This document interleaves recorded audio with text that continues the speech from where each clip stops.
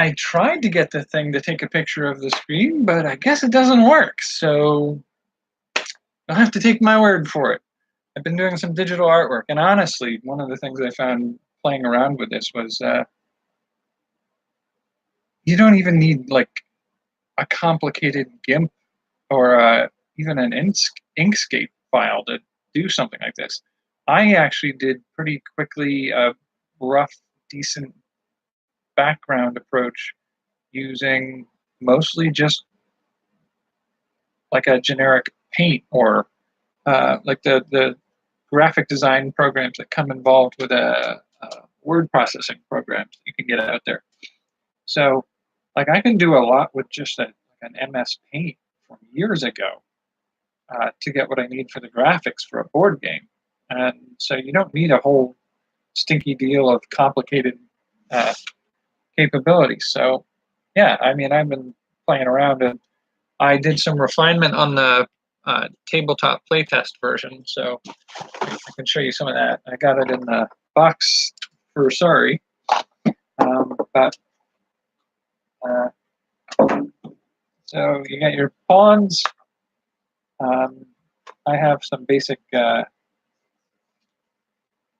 hint guide pieces on cards, and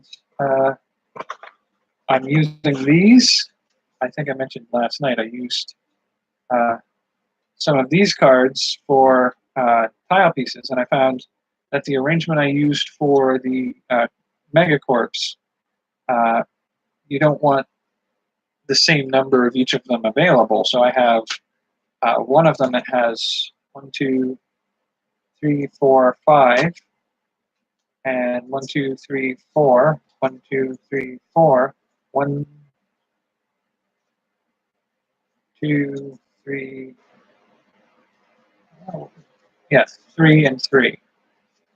I got out of order there. All right. And then 2 for the telecom. Now, basically, I just chose to, for the playtest version of it, to use the numbers on the card and then have like a cheat sheet off to the side that says, you know, number 1 is a retail establishment card. So you lay them out on the board like that. And that's your corporations that you're going to seize. And these are index cards that were cut because they were too big for what I needed them to be. But they were cut in thirds, and each one is numbered and has a special function on them. And the special functions, as well as hazards. What are my hazards cards? I mix those into the. A lot of those. Oh, okay. Separate stack. I kept them separate so I could demonstrate it to the people I was going to play with. Come on. No, that's not. No. God, you're such a pain in the butt. All right, so like reset and caught by corp. Come on. There we go. And those are good enough to do some play with right now. And then I did some modding to the board so that I could get an easier play round out of it. So I did start location down here at the bottom. The red dots are draw card locations. The yellow ones are the stations for the Megacorps that you're going to land on and try to take. So those are the slots where they appear for you to draw them from. Now, there are 6 of them. It just so happens that the way I laid them out, the 6th and the 3rd on the top is off to the side. Now, there is a 7th one up here. That's the ending location with your client. And I probably noticed here, if you looked at the one yesterday,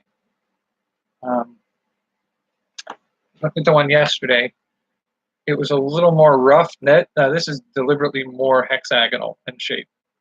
And you can run around that loop multiple times without hitting one of those draw cards. It's only when you get in and out at the ends of that line that you hit the draw card spots. Which you can stop now when I was getting ready to get up to turn you off. All right. And so basically that's all the parts of everything I need. I did about 75 cards for the deck, 60 base number cards with like motion, attack value, and special functions on the cards, and then the 16 with the hazards on them. And they just you mix them all together when you play. Yeah, it's all the parts that I really need for doing a playtest version of this.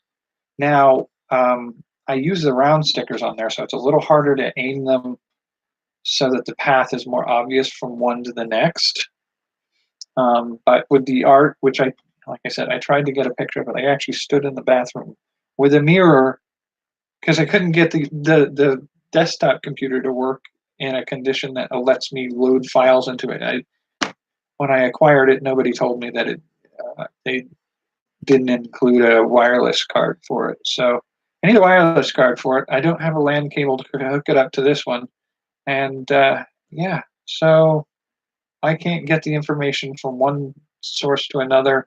I can't connect to the internet with this thing. It doesn't have any illustrating programs on it, so I can't do a bloody thing with the desktop.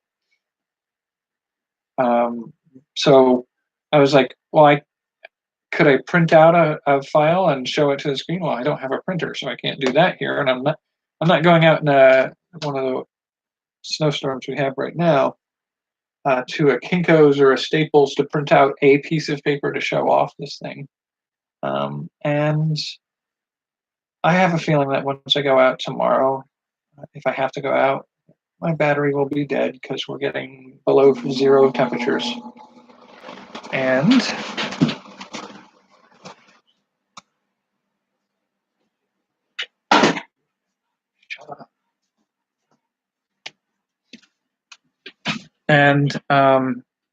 I tried to take the laptop into the bathroom and use the camera to take a picture of the screen by flipping over to a different screen. And it's too light in the bathroom to see the reflection of the screen with the camera. So I turned the lights out, holding the laptop backwards, using the mouse. It did not work. The best I got was this glowing bar at the bottom with me with a startled look on my face as I'm frustratedly trying to get it to work. So you'll just have to take my word for it. Yeah, so I still want to do some editing of like make individual images and the editing program for the cards, but I've got the rough shape of the board. And basically what I'm doing with the board is actual little hexagons that tile in the right way to make it the path that it needs to be, and make slightly larger hexagons off to the side, like not even a full hexagon, just like a hexagon port into which you can slot the corporation cards. And after that, it's really just kind of like making the individual tiles for the corporations, which I feel like I kind of want to do an individual logo for each of the corporations. I'd say 21 of them. It's a lot of logos. I might end up just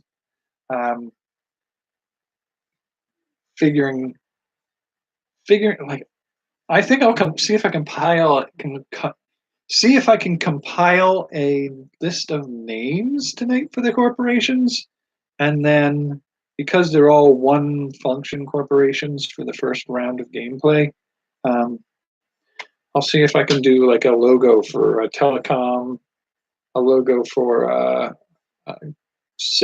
goods and sales, a logo for transportation, and then use like the initials for the corporation and the logo for the type of corporation. And then the individual card art, there's 7 types of cards um, that are hack cards, and then there are the 4 types of cards that are hazards.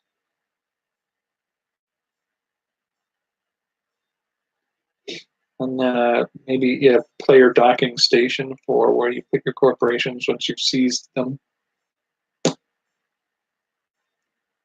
And the main board is, like I said, just the hexagon path with the small hexagon at the top and the extender on the bottom.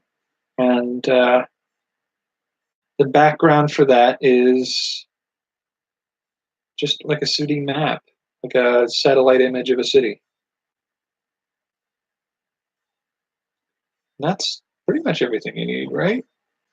What I mean, it's the more I look at it as I go over it over and over again, I'm made acutely aware of the fact that, like, for how complicated working the mechanics out seem to be, there's not as much to this game as it originally felt. Like, you've got your 6 corporation types, 21 tiles.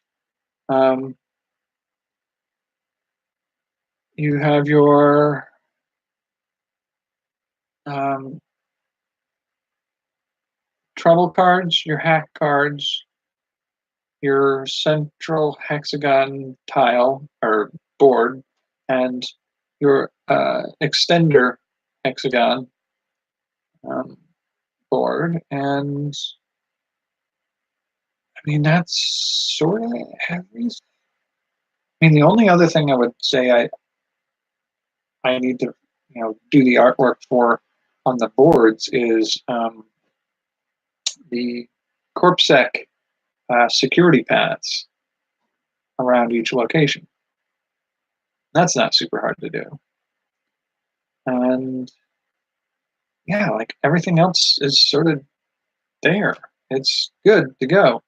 I may go back and forth with testing out whether or not the corporation should be on the outside of the path or on the inside.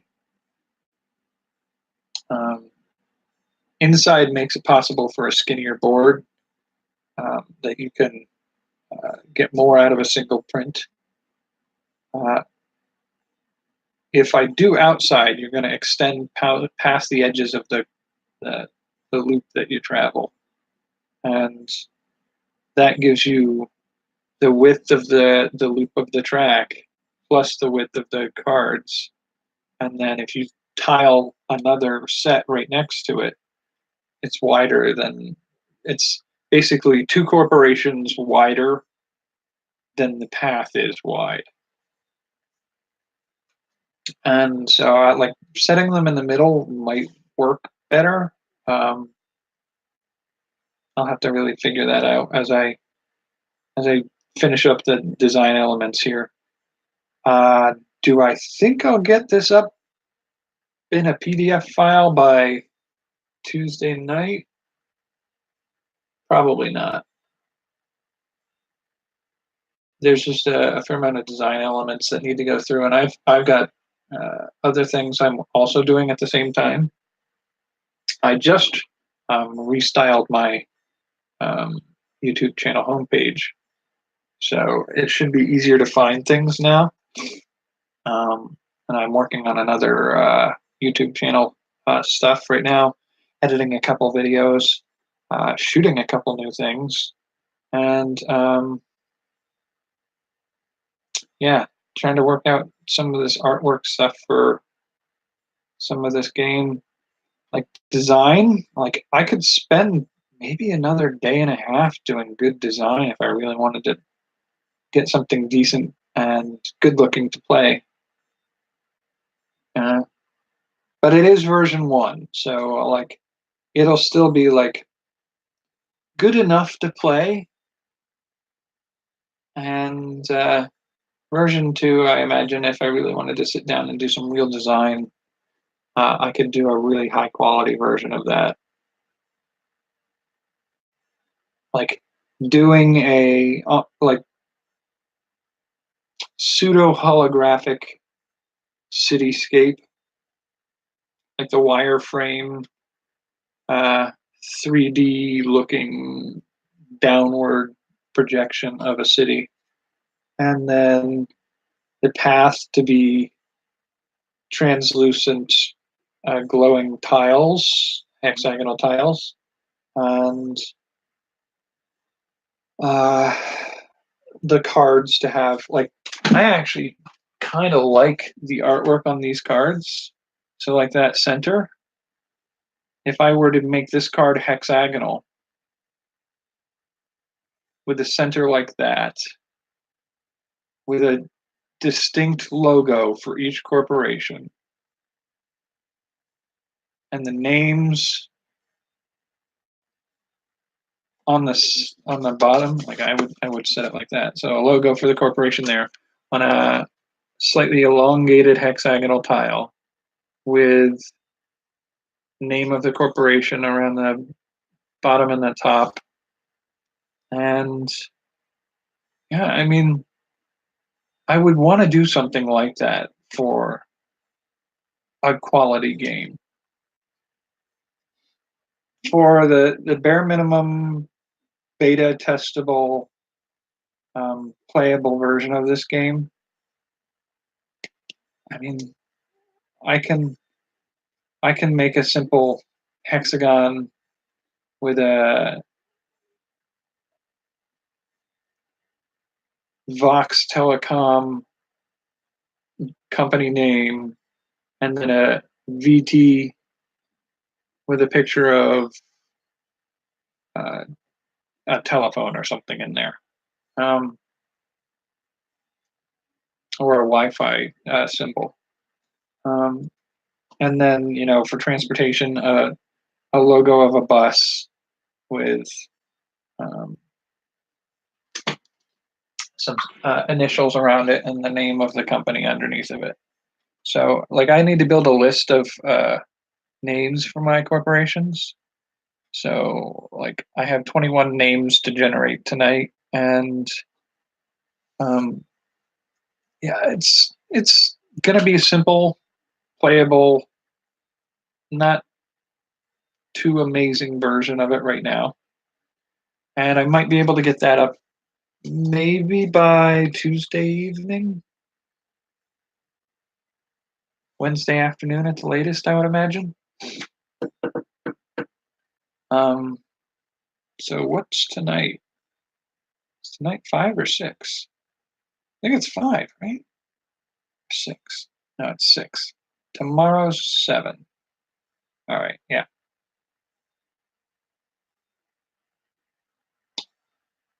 So it's not quite a week, but just a little bit under. Um, and this coming week is a product or service for sale. So I come up with an idea for a product, sell it through a website, essentially.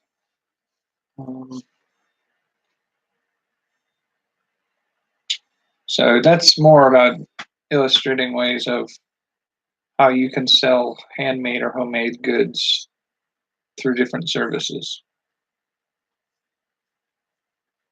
That one should be a little bit easier to do quickly. I have no idea what kind of product I'm going to do yet because that's for the first day of the project to try out. But I will finish this up during the week and have a PDF for download. And I'm going to check out a couple of sites that I know that you can sell downloadable content through.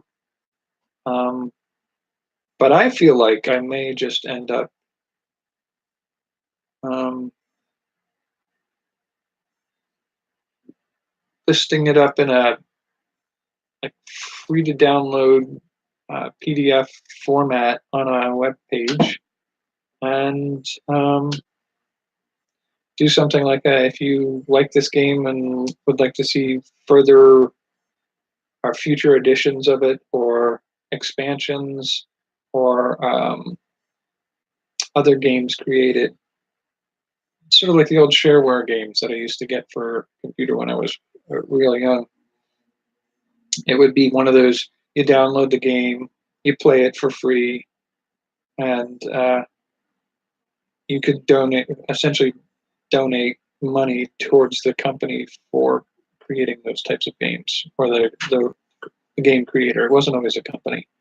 It wasn't so much a donation, actually. It was just sort of like they didn't set a price. Like if you wanted to, you could go to the company and pay $5, a dollar. Um, a lot of people got free games that way, but like I'm not trying to milk. Like I'm not trying to get you to pay to play.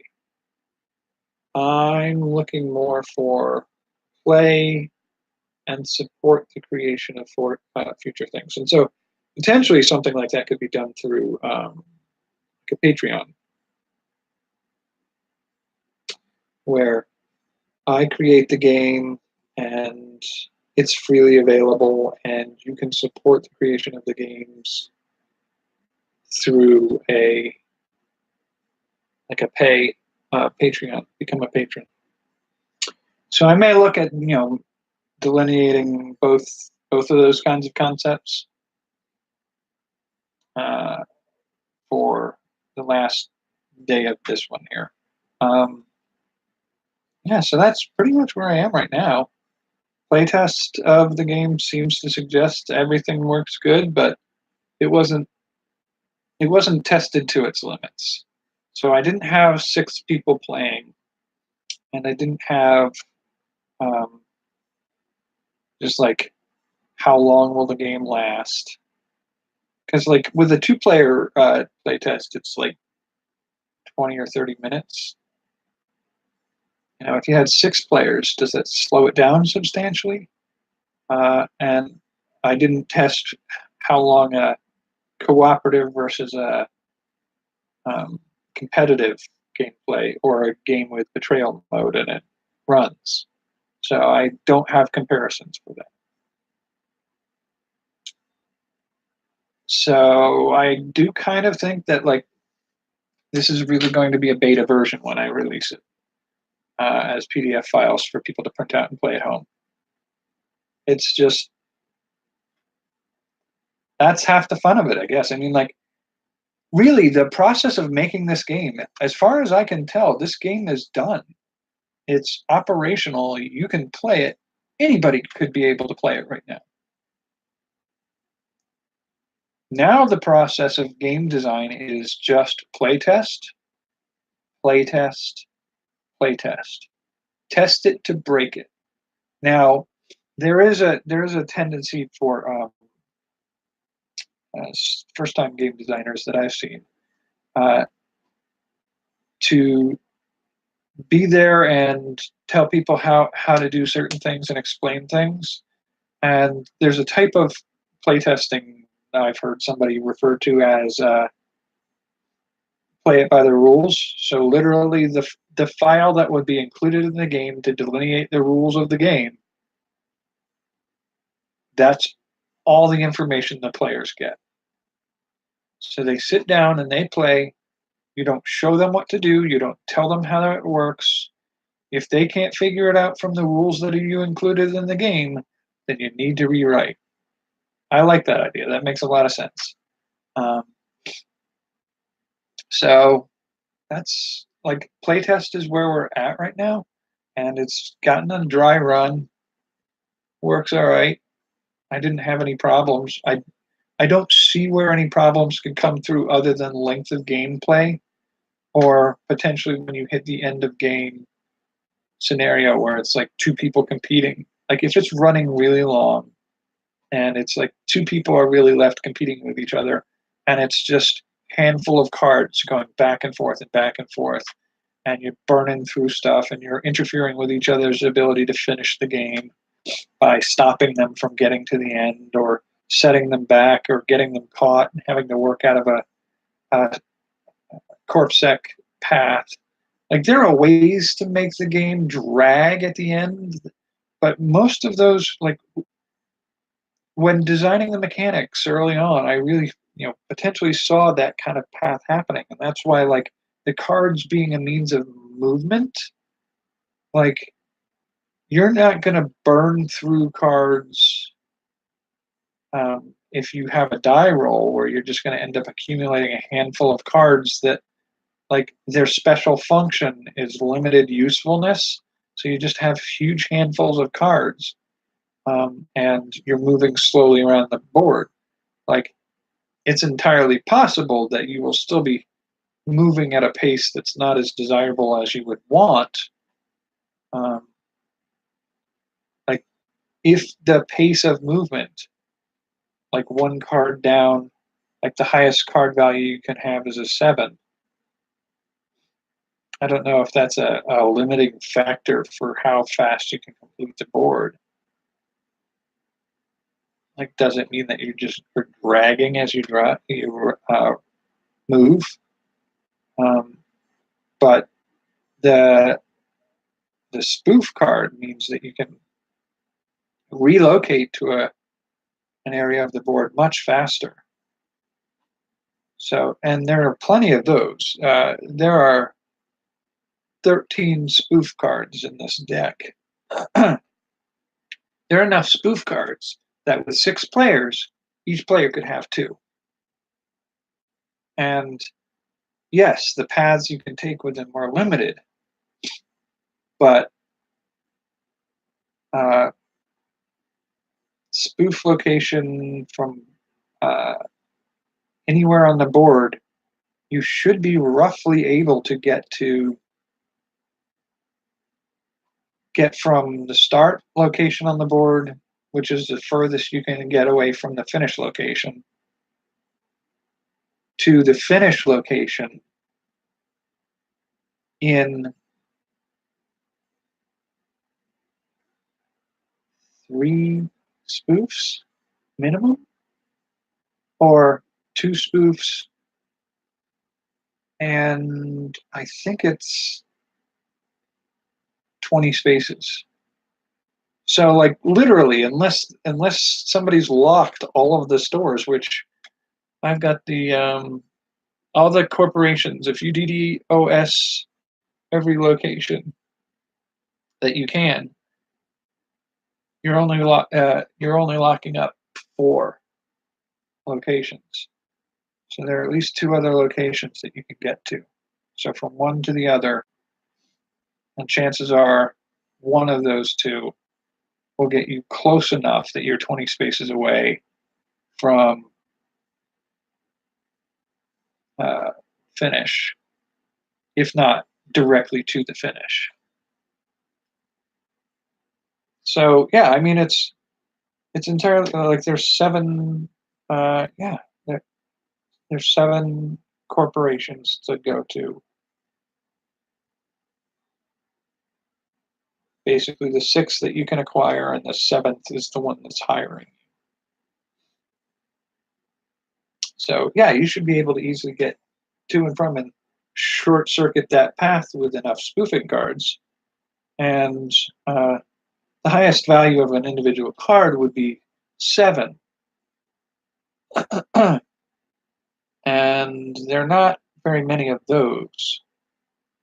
But if you had a draw a card when played card, which is a 2 value, and you drew say a 4 value, you could still get a 6 motion in one play.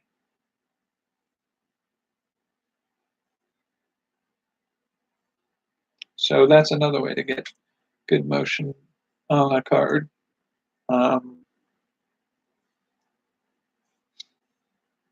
Now, trying to remember with the mechanics I went with, could you might be able to play a draw card, and there are 7 of those. So you play it, you draw a card because its mechanic lets you draw a card. and then you land on a draw a card spot, you're going to get somewhere in the range of about a 10. Your max on that would be 7, 8, 9, so 14, 16. You could make 16 uh, square movements in one turn with that play, if you planned it right.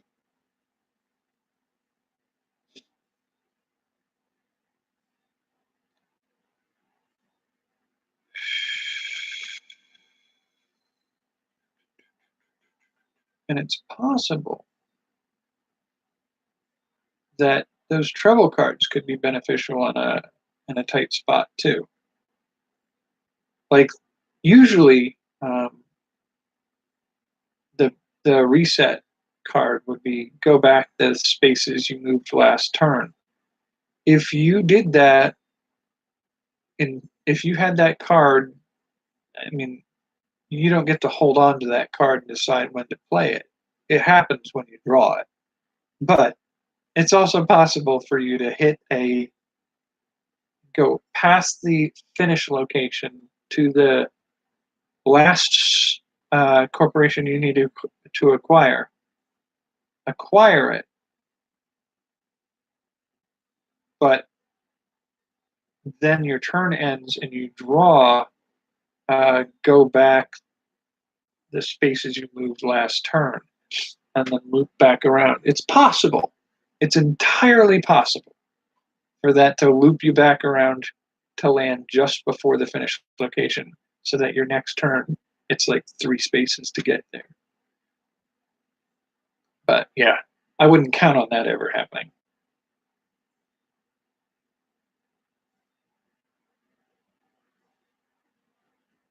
So, I mean, yeah, the length of gameplay, I think, like, it's hard to say because I haven't had a full table of people give it its full run in both cooperative and competitive mode. But I feel like having the motion around the board dictated by your um, card numbers means that you're not building up a hand that's useless and moving too bloody slow.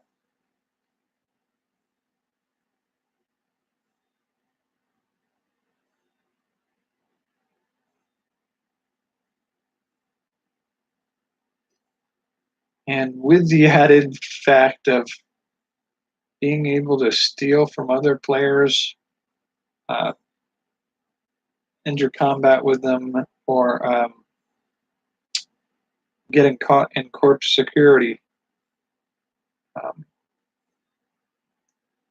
the game can turn over at the drop of a hat. Now that means that the game doesn't get dull for any length of time, but it could also, in certain circumstances, and it's hard to playtest for all those circumstances, but in certain circumstances, that it's just a lot of stealing and attacking one another back and forth, and things turn over and over and over again, and that could make for a longer game of just people just attacking each other and stealing from each other.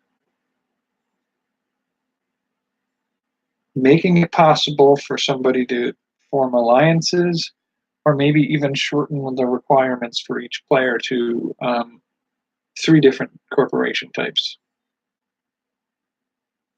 Can minimize game time. So yeah, I think that's all the things I need to think about. Like I said, like unless I play tested this, 8 to 12 times in different games with different groups of different sizes in cooperative and competitive mode each, I don't know that I'm going to get any more from tinkering too much with this. Now it's just down to the artwork and design. And I know what I kind of want to do for that. Just need to do it now. That and figure out how I'm going to sell it and release it online. I don't know that yet. Not sure. I kind of like the shareware model. But part of doing this series is also to demo ways that other people could make products in each of the different categories of programming that I do, and how they can, make them for sale, make some kind of income from them.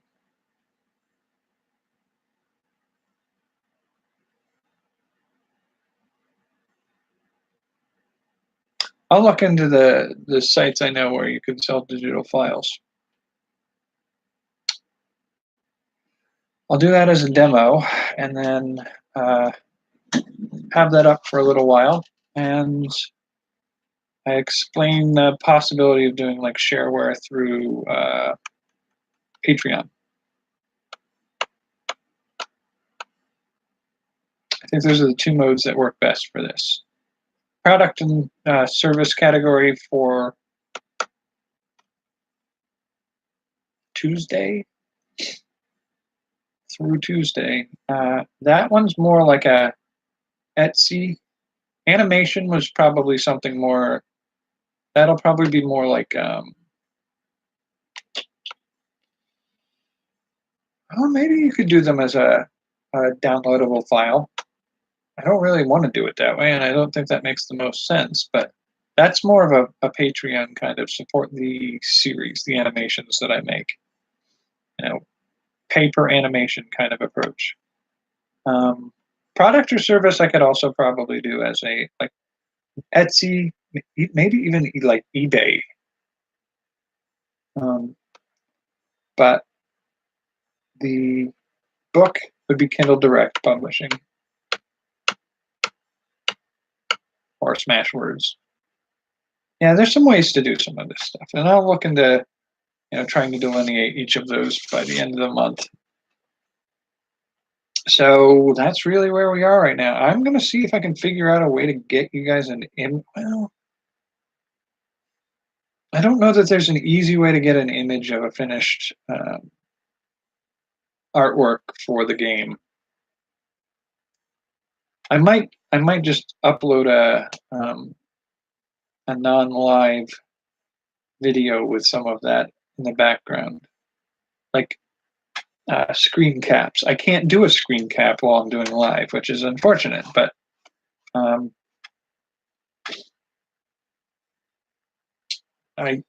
once I get some of this figured out, and I need a better camera. I don't think my camera that I used to use for this is up to the task of what I need it to do for shooting content. Like, it's not going to take the picture of the screen very well. And I can use some free screen cap software. That's not a huge problem. But for other things, like I can do a capture the screen, create a still image from it, and interlace that in my video editor into my video. I can't do that as well with video. I can't capture clips of video for me doing something like using Illustrator to make the screens. So I might be able to, and because they're interlaced in with the editor program, I can't interlace them into the live video feed. So I will have to edit a video showing the pieces that I make in digital artwork format as I prepare them as a file that can be downloaded and printed at home. So yeah, that's sort of where we are right now. We're about 40 minutes. I'll give one more update on this tomorrow. And then it's sort of like, hopefully I'll have something by Tuesday night to release and let you guys know where to get it. As for it's Sunday, so I guess that's sort of what I set as my update day on everything. So the book is still kind of languishing because I've sort of set it aside while I was working on the animation. And animation and the board game design are two of the more intense levels of work to do. Now the animation, I'm still working around some of my limitations. I've opted to get away from the um, pixelated 8-bit and 16-bit graphics, and I may just go for hand-sketched images. So I kind of reworking some of that. So I'm reworking some of the background and character design stuff to be done by hand. And then, the hard part about that is how to get those images into a format that I can then animate with the software, because I don't have a scanner, and the best I've got is sort of photography, and I don't have a drawing tablet where I could draw things myself. Like when I do these projects, these are like, I've got a point and shoot camera, got my laptop camera, I've got the built-in mic in the laptop. I do have an audio recorder somewhere that it's not quite right for this, and the environment I'm in is too noisy and it gives too much background noise, where I feel like this mic is so cheap that it can't pick up distant noises very well. So I think it does a little bit better than the audio recorder. And the place I'm staying right now is so poorly insulated that the heaters are chronically making huge amounts of noise. And the heater is not in a basement, and it's literally right there. It's like I can go over and touch it right now. So I don't have a lot of control over my environment, and I don't have complicated computer equipment. Most of this is breaking or broken, but held together. And so, like, this is literally, if you have next to nothing, you can do this too. But it just means it takes longer and it's a little harder to do some of this stuff.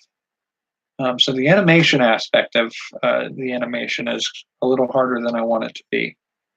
But I think I can be able to do the hand-drawn stuff and pull it off right. And then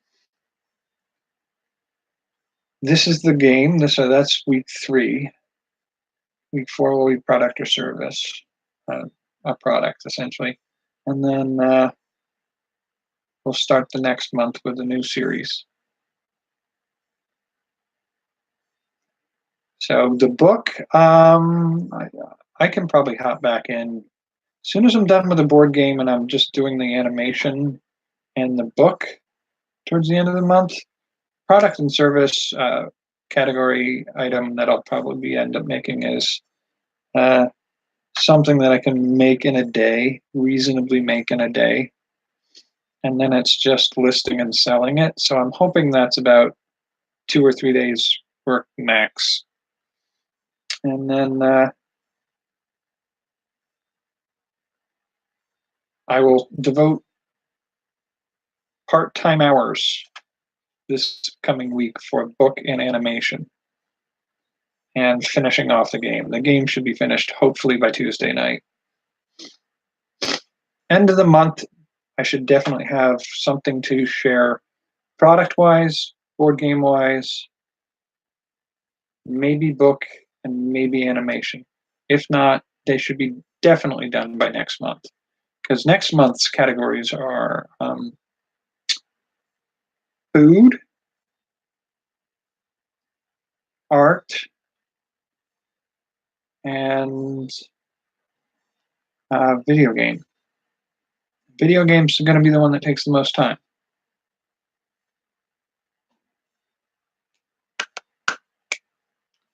And then maybe like I think February, if it makes sense for all of February, I may do a health and well-being project by the end of February. So start February on the 4th, or start February, start the food on the 3rd. The art on the 10th, and then the video game on the 17th. And food should be finished up before that last week, starting on the 24th. Art theoretically finished by the 24th minimum. Should be finished by the 16th, to be honest. And then the video game is the one that's likely to run long. So that might run from the 17th into maybe towards the 28th. But in that time frame, I will also have chance to finish anything I haven't finished with the animation and the book. So, I mean, there's time to do that. But do I do a short 5-day week end of February? I can also include a health and well-being project. I don't know. Does anybody want to see that? I haven't done anything for that category in a little while.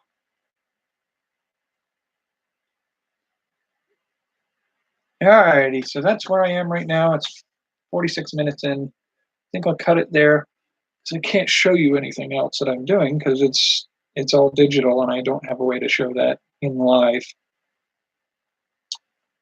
Gonna see if in the next couple weeks I can get this desktop up and running to a degree that would allow me to do like a display maybe behind me that I can bring up and show you guys things I'm working on. That would be kind of cool to be able to do.